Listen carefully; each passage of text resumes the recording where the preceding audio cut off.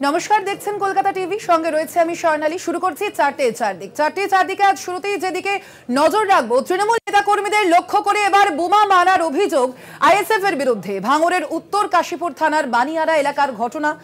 দলীয় কর্মসূচি সেরে এলাকার তৃণমূল নেতা রফিক খান কর্মীদের নিয়ে বাড়ি ফেরার সময় তাদের ওপর বোমা ছোড়া হয় বলে অভিযোগ। ঘটনায় মোট 5 জন গুরুতরভাবে আহত হয়েছেন। আহতদের উদ্ধার করে জিরানগাছা ব্লক প্রাথমিক স্বাস্থ্য কেন্দ্রে ভর্তি করা হয়। পরে আহতদের এসএসকেএম হাসপাতালে আনা হয়।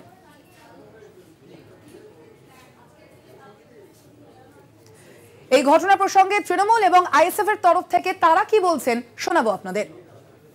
দেখুন, অবিলম্বে নওশাদকে গ্রেপ্তার করা উচিত, কারণ এই অসভ্য এসে আজকের এই যারা বোম মেরেছে মিছিলে, এবং সেখানে 5 জন গুরুতর ইনজুরি হয়েছে, একজন শিশুরও বোম লেগেছে, এবং আজকে তাদেরকে নিয়ে রুদ্ধদ্বার বৈঠক করেছে। বৈঠক করার পর এই ঘটনাটা ঘটেছে। ঠিক পঞ্চায়েত নির্বাচনে এই সন্ত্রাসের বাতাবরণ তৈরি করেছিল, আবার নতুন করে এসে আবার গত কয়েকদিন ধরে এখানে যত সমাজ বিরোধী, যত খুনি, তাদেরকে নিয়ে রাতের অন্ধকারে তারা বোম বাজছে এবং পিছন থেকে সমস্ত অর্থ যোগান দিয়ে এই ঘটনা ঘটছে। তৃণমূলের একটা বরাবরের অভ্যাস আছে, ওরা নিজেরা গোষ্ঠীর জন্য জড়িয়ে পড়বে, নিজেদের ভাগ বটরা নিয়ে সমস্যা তৈরি হবে, আর তার ফল ভুগতে হবে আইএসএফ। এই সম্পূর্ণ মিথ্যা কথা। আইএসএফ যদি বোম চার্জ করে, আইএসএফ যদি কোনো রকমভাবে এটার সঙ্গে জড়িত থাকে, নিঃসন্দেহে শাস্তি হোক, তবে পুলিশ ইনভেস্টিগেশন জরুরি আছে। বিনা ইনভেস্টিগেশনে কোনো রকমভাবে যদি মামলা না হয়, তার জন্য পুলিশকে নিরপেক্ষভাবে তদন্ত করার জন্য অনুরোধ জানাবো। এবং সেই সঙ্গে সঙ্গে এটাও বলে রাখি, তৃণমূল কংগ্রেসের এটা আগামীকাল রাজ্যের যে 7ম দফার ভোট রয়েছে, তার মধ্যে এই ভাঙড় যে বিধানসভা কেন্দ্র রয়েছে সেখানেও এই ভোট রয়েছে, এবং আজকে তার আগে রীতিমতো উত্তপ্ত ভাঙড়, এবং সেখান থেকে বিশেষ প্রতিবেদন তুলে ধরেছেন আমাদের প্রতিনিধি শাশ্বতী রায়। ভাঙড়ের উত্তর কাশীপুর থানার অন্তর্গত বানিয়ারা গ্রাম। ভোটের আগে এই অঞ্চল উত্তপ্ত হয়ে ওঠে। বৃহস্পতিবার রাতে হঠাৎ বোমাবাজি এবং সেই বোমার আঘাতে আহত হন প্রায় 5 জন তৃণমূল কংগ্রেস কর্মী। গতকাল রাতেই সেই ঘটনাস্থল থেকে তাদেরকে নিয়ে যাওয়া হয় এসএসকেএম হাসপাতালে। এসএসকেএম হাসপাতালে চিকিৎসাধীন রয়েছেন গুরুতর আহতরা। স্থানীয়দের অভিযোগ যে বারবার ভাঙড়কে অশান্ত করে তোলার চেষ্টা হচ্ছে, এবং সেই অভিযোগের তীর আইএসএফ কর্মীদের বিরুদ্ধে। ইতিমধ্যেই 2 জনকে গ্রেপ্তার করেছে উত্তর কাশীপুর থানা, এবং তাদেরকে ইতিমধ্যেই আদালতে পেশ করা হয়েছে বলেই জানাচ্ছে পুলিশ, এবং 2 জনেই আইএসএফ কর্মী বলে পুলিশ সূত্রে খবর। পরিস্থিতি আপাতত শান্ত। ভোটের পূর্ববর্তী ভাঙড় আবার উত্তপ্ত হয়ে উঠছে। একাধিক কেন্দ্রীয় বাহিনী, একাধিক সেন্সেশন বুথ থাকা সত্ত্বেও এই অঞ্চলকে নিয়ন্ত্রণ করতে কার্যত বেগ পেতে হচ্ছে পুলিশ প্রশাসনকে। ক্যামেরায় আনন্দ চক্রবর্তীর সঙ্গে শাশ্বতী রায়, কলকাতা টিভি। ভোটের আগে ভাঙড়ে বোমাবাজি, ভাঙড়ে বাড়তি কিউআরটি পাঠানো হয়েছে। নির্বাচন কমিশনে রিপোর্ট পাঠিয়েছে জেলা প্রশাসন। আপনাদের জানিয়ে রাখি, আগামীকালই রাজ্যে 7ম দফা, একেবারে শেষ দফার নির্বাচন রয়েছে, এবং সেই যে নির্বাচন রয়েছে, ভাঙড় যে বিধানসভা কেন্দ্র রয়েছে সেখানেও রয়েছে নির্বাচন। ভোটের আগেই আজ ভাঙড়ে বোমাবাজির ঘটনা সামনে এসেছে। ভাঙড়ে বাড়তি কিউআরটি পাঠানো হয়েছে ইতিমধ্যেই। নির্বাচন কমিশনের রিপোর্ট পাঠিয়েছে এই ঘটনার প্রেক্ষিতে জেলা প্রশাসন। ভাঙড়ে বাড়তি কিউআরটিও পাঠানো হয়েছে। আমরা দেখেছি এর আগে পঞ্চায়েত নির্বাচনে বারংবার ভাঙড় খবরের শিরোনামে উঠে এসেছে এবং উত্তপ্ত হয়েছে বারংবার ভাঙড়, এবং আজ ভোটের একদিন আগে আবারও উত্তপ্ত হয়েছে ভাঙড়। নির্বাচন কমিশনে এই বিষয়ে রিপোর্ট পাঠিয়েছে জেলা প্রশাসন। এ বিষয়ে আমরা আরো বিস্তারিত জানবো। ফোন লাইনে রয়েছেন আমাদের প্রতিনিধি সত্যসুন্দর ভট্টাচার্য। সত্যসুন্দর, এ বিষয়ে এখনো পর্যন্ত কি তথ্য সামনে আসছে? নির্বাচন কমিশনে কি রিপোর্ট পাঠিয়েছে জেলা প্রশাসন, এখনো পর্যন্ত কি জানা যাচ্ছে?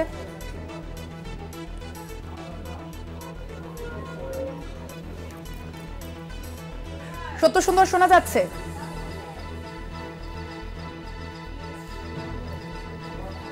আপনাদের আবারও জানিয়ে রাখি, আগামীকালই রাজ্যের 9টি লোকসভা কেন্দ্রে ভোট রয়েছে, এবং সেই লোকসভা কেন্দ্রের মধ্যেই এই ভাঙড় যে বিধানসভা কেন্দ্র রয়েছে সেখানেও ভোট রয়েছে। এবং ভোটের একদিন আগেই ভাঙড়ে আবারও উত্তেজনা, উত্তপ্ত পরিস্থিতি। এই বিষয়ে আমরা আরো বিস্তারিত জানবো। ফোন লাইনে রয়েছেন আমাদের প্রতিনিধি সত্যসুন্দর ভট্টাচার্য। সত্যসুন্দর, অর্থাৎ বোঝাই যাচ্ছে যে একেবারে ভোটের আগের দিনই আবারও উত্তপ্ত হয়েছে ভাঙড়। ইতিমধ্যেই নির্বাচন কমিশনে এ বিষয়ে কি রিপোর্ট পাঠিয়েছে জেলা প্রশাসন, কি জানা যাচ্ছে? দেখো, ভাঙড়ে বোমাবাজির ঘটনার সবিস্তার রিপোর্ট চেয়ে পাঠিয়েছিল নির্বাচন কমিশন। জেলা প্রশাসনের থেকে সেই রিপোর্ট ইতিমধ্যেই এসে পৌঁছেছে। তার প্রয়োজনীয় পদক্ষেপ হিসেবে জেলা প্রশাসন জানিয়েছে যে সেখানে অতিরিক্ত যে কিউআরটি, সেই কিউআরটি সেখানে পাঠানো হয়েছে এবং পরিস্থিতি যাতে উত্তপ্ত হয়ে না ওঠে, যাতে স্বাভাবিক থাকে, সেই লক্ষ্যেই কিন্তু প্রয়োজনীয় যে ফোর্স কেন্দ্রীয় বাহিনী তো রয়েছেই, তার পাশাপাশি কিউআরটিতে পাঠানো হয়েছে অতিরিক্ত, যাতে কোনোভাবেই সেখান থেকে কোনো উত্তেজনা না ছড়ায়। যেহেতু আগামীকাল নির্বাচন রয়েছে, সপ্তম বা শেষ দফা, তার আগে নতুন করে পরিস্থিতি যাতে অশান্ত হয়ে না ওঠে, সেই জন্যই কিন্তু বাড়তি কিউআরটি পাঠানো হয়েছে বলে নির্বাচন কমিশনকে জেলা প্রশাসনের রিপোর্টে জানানো হয়েছে। তার পাশাপাশি কমিশনের তরফ থেকেও কিন্তু জেলা প্রশাসনকে নির্দেশ দেওয়া হয়েছে যাতে সার্বিকভাবে পরিস্থিতির উপর নজরদারি থাকে এবং নতুন করে সেখানে যাতে আর অশান্তির ঘটনা না ঘটে, সেই বিষয়েও কিন্তু প্রয়োজনীয় পদক্ষেপ নিতে হবে। ইতিমধ্যেই এ বিষয়ে এই ঘটনায় দুজনকে গ্রেফতার করা হয়েছে, এমনটাই জানিয়েছে জেলা প্রশাসন। একদমই। আপাতত ধন্যবাদ তোমায় সত্যসুন্দর। আমরা কথা বললাম, ফোন লাইনে ছিলেন আমাদের প্রতিনিধি সত্যসুন্দর ভট্টাচার্য।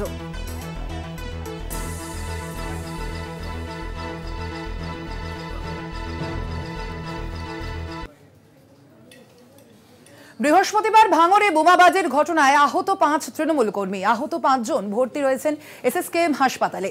এসএসকেএম এর ট্রমা কেয়ারে ভর্তি রয়েছেন 5 জন। আপনাদের জানিয়ে রাখি, যে ঘটনা ঘটেছে ভাঙড়ে, সেই ঘটনায় কিন্তু যারা আহত হয়েছেন গুরুতরভাবে, তাদের আশঙ্কাজনক অবস্থা, এবং তারাই এসএসকেএম এর ট্রমা কেয়ারে আপাতত ভর্তি রয়েছেন, এমনটাই খবর রয়েছে। ভাঙড়ে বোমাবাজির ঘটনায় আহত হয়েছেন এই 5 জন।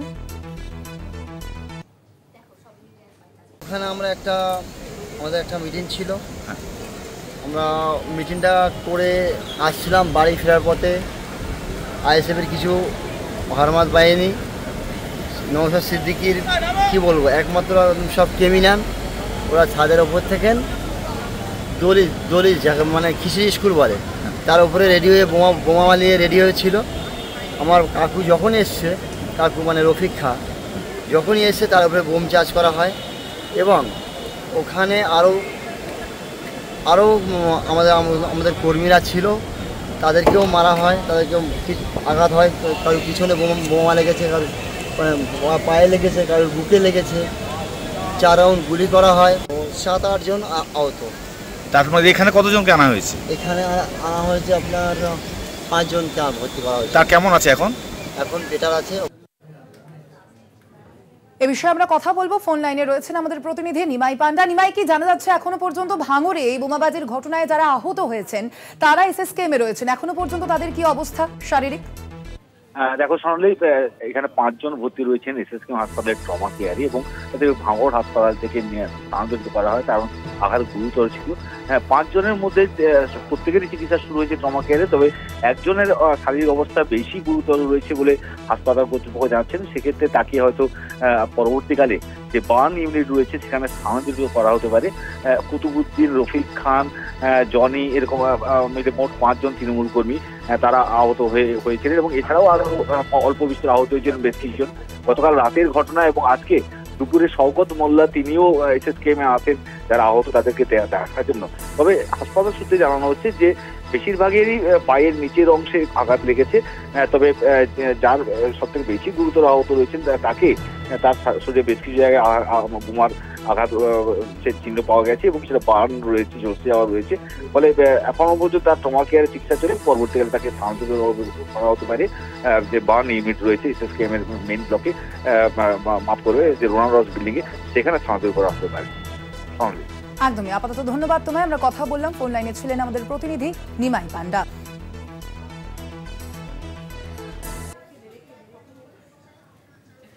চারদিকে এখন সময় একটা ছোট্ট বিরতির। ফিরছে বিরতির পর, সঙ্গে থাকুন।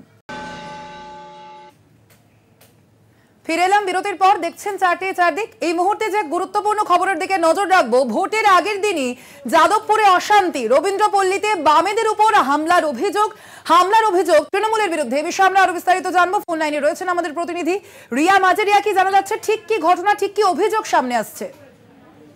দেখো যাদবপুরের যে রবীন্দ্রপল্লী রয়েছে সেখানে আজকে সকাল থেকেই উত্তপ্ত হয়ে উঠেছে। আমরা জানি যে আগামীকাল ভোট রয়েছে, 7th ফেজের ভোট রয়েছে যাদবপুর কনস্টিটিউয়েন্সিতে, এবং তার আগেই কিন্তু আজকে আর ভাঙড়ের পর এবার ফের আরেকবার যাদবপুর উত্তাল হয়ে উঠেছে। কারণ বামেরা তারা দাবি করছেন, তারা অভিযোগ আনছেন সামনে যে তাদের ওপরে অত্যাচার হয়েছে, তাদেরকে মারধর করা হচ্ছে, এবং এই অভিযোগের তীর তারা টিএমসির দিকে দিচ্ছে, তৃণমূল কংগ্রেসের দিকে দিচ্ছে, এবং তাদেরকে জোর করে মারধর করা হয়েছে, তাদের কর্মীদের মারধর করা হয়েছে, এমনটাই কিন্তু অভিযোগ আনছে। এবং সেই জায়গা থেকে দাঁড়িয়ে সৃজন সিপিএম এর যিনি প্রার্থী তিনি গিয়েছেন এবং তিনি নিজে তদারকি করছেন। সেখানে পুলিশ প্রশাসন সেখানে গিয়েছেন এবং খতিয়ে দেখছে যে কি ঘটনা ঘটেছিল। যদিও পুলিশের তরফ থেকে দাবি করা হচ্ছে যে দুই প্রতিবেশীর মধ্যে এই ঝামেলা থেকে, তারপরে সেই ঝামেলা থেকে সৃষ্টিপাত, এবং সেখান থেকে এই ঝামেলা বড়সড় ভাবে আকার নেয়।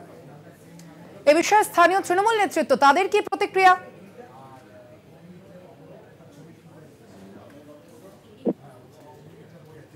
অনলাইনে ছিলেন আমাদের প্রতিনিধি রিয়া মাঝি, আমরা কথা বললাম তার সঙ্গে।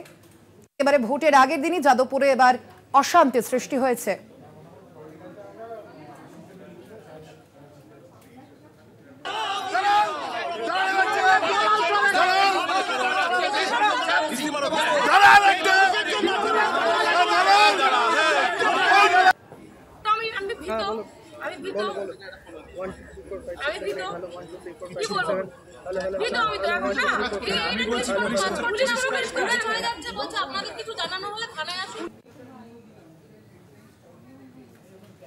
চারদিকে এখন সময় আরো একটা ছোট্ট বিরতির। ফিরছি বিরতির পর, সঙ্গে থাকুন।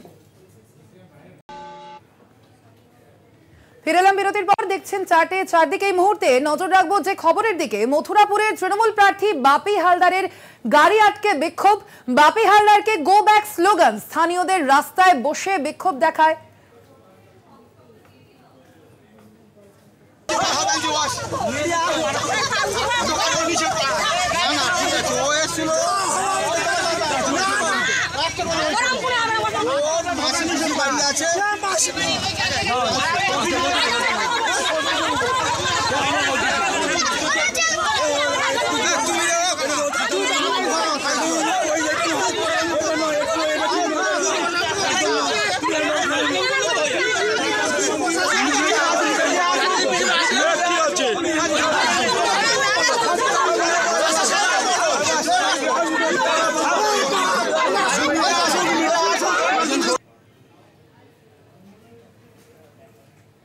এ বিষয়ে আমরা আরো বিস্তারিত জানবো। ফোন লাইনে রয়েছেন আমাদের প্রতিনিধি কোয়েল মন্ডল। কোয়েল, কি জানা যাচ্ছে, ঠিক কি কারণে স্থানীয়রা এই বিক্ষোভ দেখালেন বাপি হালদারকে ঘিরে? একদমই, দেখো তোমাকে প্রথমেই জানিয়ে রাখবো একটি ভাইরাল ভিডিও যেটা কিন্তু সোশ্যাল মিডিয়া জুড়ে ঘুরে বেড়াচ্ছে, এবং সেই ভাইরাল ভিডিও অনুযায়ী যেমনটা দাবি করা হচ্ছে, মথুরাপুর লোকসভা কেন্দ্রের তৃণমূল প্রার্থী বাপি হালদার তিনি আজকের রায়দিঘি বিধানসভার, অর্থাৎ মথুরাপুর লোকসভা কেন্দ্রের রায়দিঘি বিধানসভার নালুয়া এলাকায় কর্মী সমর্থকদের নিয়ে যান এবং সেখানেই তার গাড়ির আটকে বিক্ষোভ দেখায় গ্রামবাসীরা। রাস্তার ওপর বিক্ষোভকারীরা বসে পড়েন এবং গ্রামবাসীদের যেমনটা দাবি যে গতদিন নির্বাচনী প্রচার শেষ হয়ে যাওয়ার পরও আজকে এলাকাতে নির্বাচনী প্রচারে গিয়েছিলেন বাপি হালদার, এমনটাই দাবি তুলে বিক্ষোভ দেখায় এলাকার মানুষজন। এলাকায় যথারীতি যথেষ্ট উত্তেজনা ছড়িয়ে পড়ে। পরে ঘটনাস্থলে পুলিশ পৌঁছে বিক্ষোভ নিয়ন্ত্রণে আনে। যদিও বা এই বিষয়ে তৃণমূলের তরফে কোনো রকম প্রতিক্রিয়া পাওয়া যায়নি। অন্যদিকে বিজেপি প্রার্থী অশোক কোটপাই গোটা ঘটনার বিষয়ে তিনি যেমনটা বলছেন যে এই ঘটনাকে ঘিরে তৃণমূল প্রার্থী বাপি হালদার তথা সমগ্র তৃণমূলের বিরুদ্ধে নির্বাচনী বিধিভঙ্গের অভিযোগ তুলেছেন। কোয়েল, এই বিষয়ে বাপি হালদার তার কোনো প্রতিক্রিয়া পাওয়া গিয়েছে? এই বিষয়ে এখনো পর্যন্ত তৃণমূল প্রার্থী বাপি হালদার কিংবা তৃণমূলের তরফে কোনো রকম প্রতিক্রিয়া মেলেনি। ধন্যবাদ তোমায়। আমরা কথা বললাম, ফোন লাইনে ছিলেন আমাদের প্রতিনিধি কোয়েল।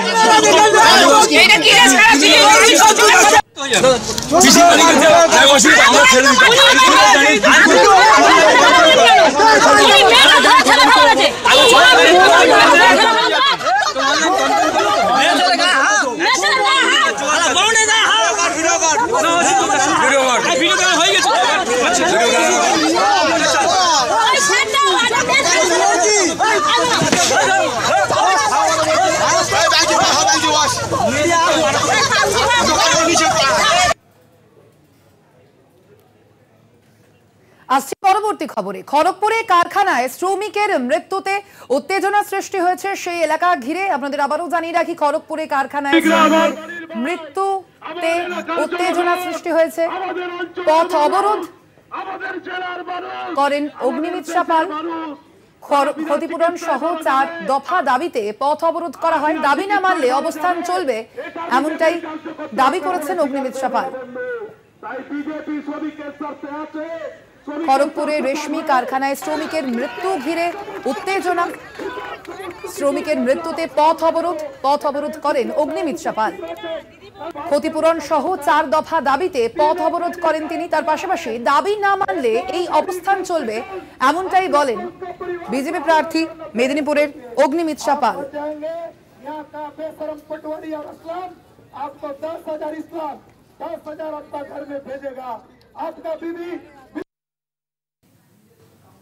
চারটে চারদিকে এখন সময় আরো একটা ছোট্ট বিরতির। ফিরছে বিরতির পর, সঙ্গে থাকুন।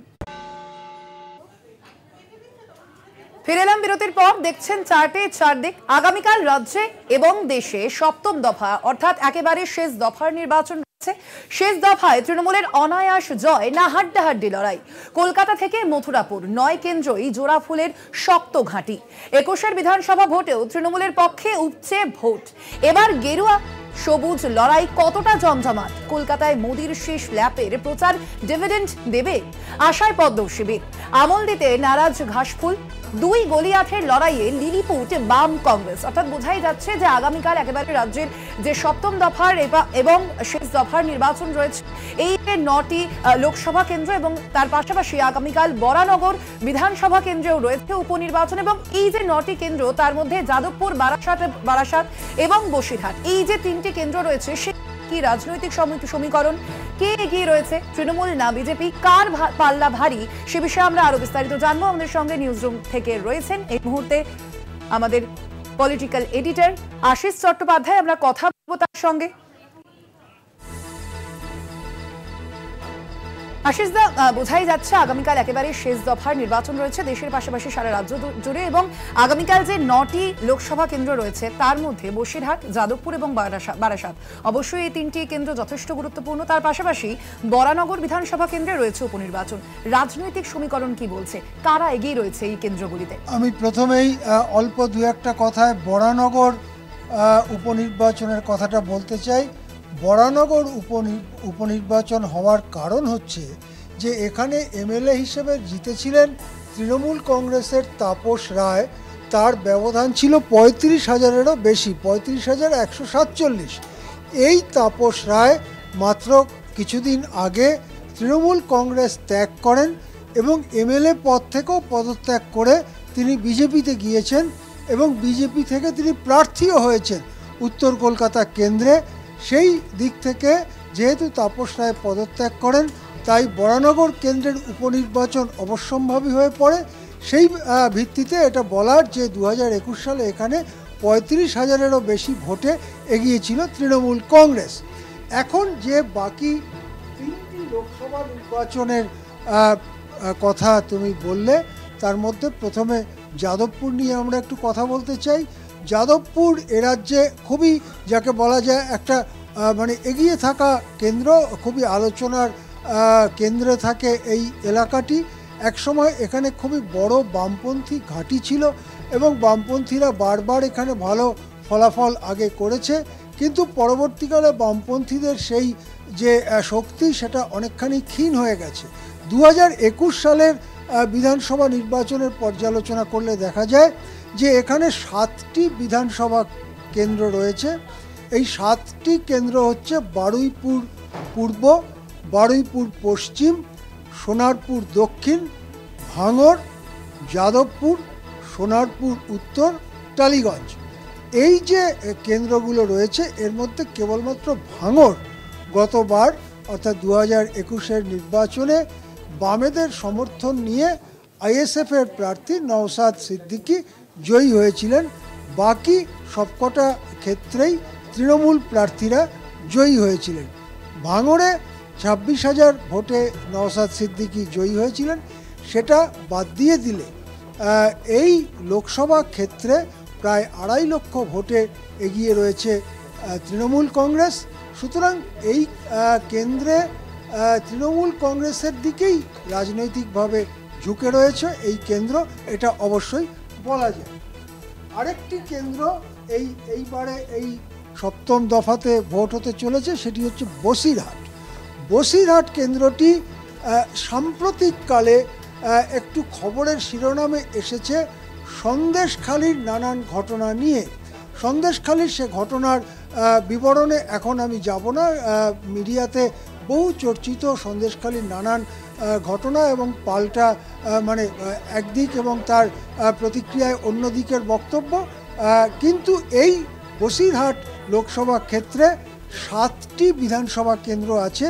বিধানসভা কেন্দ্রগুলি হচ্ছে বাদুড়িয়া, হাড়োয়া, মিনাখা, সন্দেশখালি, বসিরহাট দক্ষিণ, বসিরহাট উত্তর এবং হিঙ্গলগঞ্জ।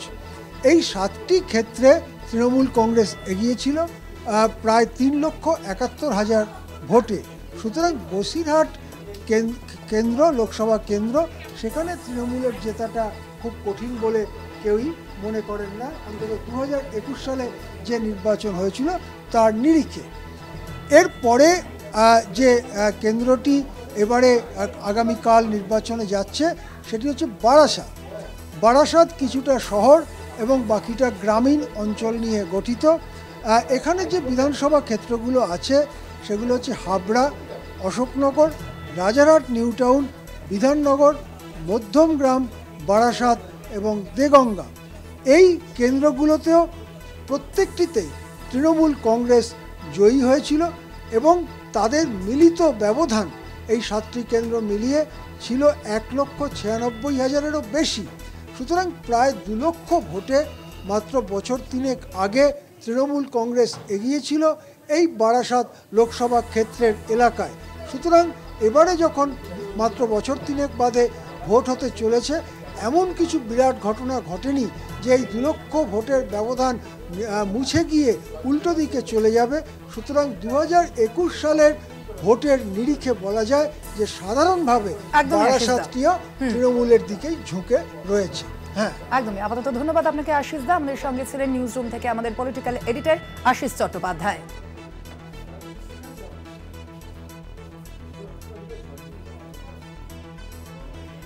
চারদিকে এখন সময় আরো একটা ছোট্ট বিরতির। ফিরছে বিরতির পর, সঙ্গে থাকুন।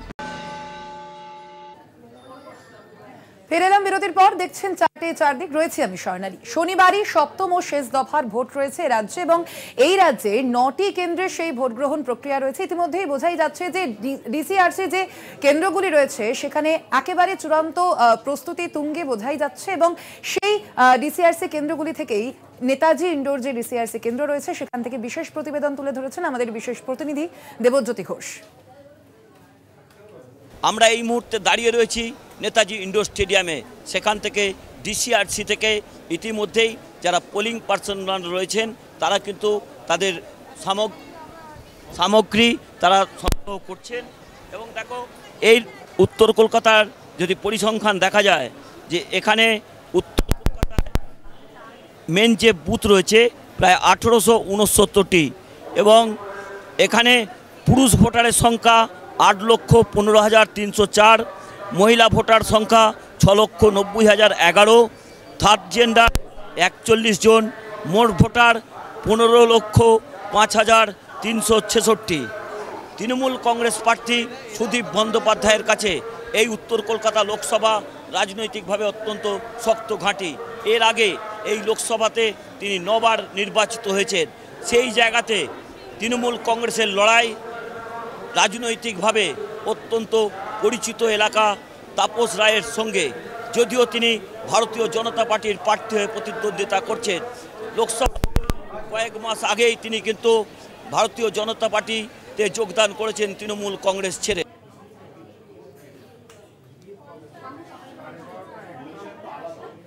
চারদিকে এখন সময় আরো একটা বিরতির। ফিরছি বিরতির পর, সঙ্গে থাকুন। ফিরে এলাম বিরতির পর, দেখছেন চারদিক। শনিবারই সপ্তম ও শেষ দফার ভোট বাংলার 9টি কেন্দ্রে ভোট গ্রহণ রয়েছে। মোতায়েন 967 কোম্পানি কেন্দ্রীয় বাহিনী। বারাসাত পুলিশ জেলা 81 কোম্পানি, ব্যারাকপুর পুলিশ জেলায় 81 কোম্পানি, বারুইপুর পুলিশ জেলায় 160 কোম্পানি কেন্দ্রীয় বাহিনী মোতায়েন করা হয়েছে এবং তার পাশাপাশি বসিরহাট পুলিশ জেলায় 116 কোম্পানি কেন্দ্রীয় বাহিনী। অন্যদিকে বিধাননগর সেখানে 69 কোম্পানি কেন্দ্রীয় বাহিনী, অন্যদিকে ডায়মন্ড হারবারে 110 কোম্পানি, সুন্দরবনে 118 কোম্পানি, কলকাতা পুলিশ এলাকায় 246 কোম্পানি কেন্দ্রীয় বাহিনী মোতায়েন করা হয়েছে। পাশাপাশি 9টি লোকসভা কেন্দ্রে কিউআরটি মোতায়েন 788টি। রাজ্য পুলিশ রয়েছে 33,293 এবং অন্যদিকে ভোট গ্রহণ কেন্দ্র রয়েছে 1793টি। স্পর্শকাতর কেন্দ্র রয়েছে 1096টি। বসিরহাট যে কেন্দ্র রয়েছে সেখানে, জয়নগরে স্পর্শকাতর কেন্দ্র রয়েছে 686টি। মথুরাপুরে স্পর্শকাতর কেন্দ্র রয়েছে 420। মোট ভোট গ্রহণ কেন্দ্র রয়েছে 1898টি। পাশাপাশি নজর রাখবো ডায়মন্ড হারবারের দিকে, সেখানেও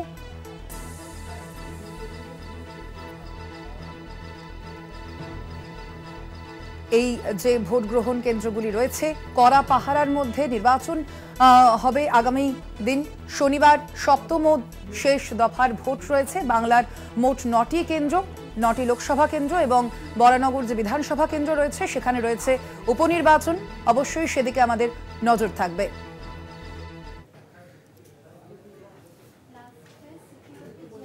চারটে চারদিক আজ এ পর্যন্তই। দেখতে থাকুন কলকাতা টিভি, রাত দিন 7 দিন।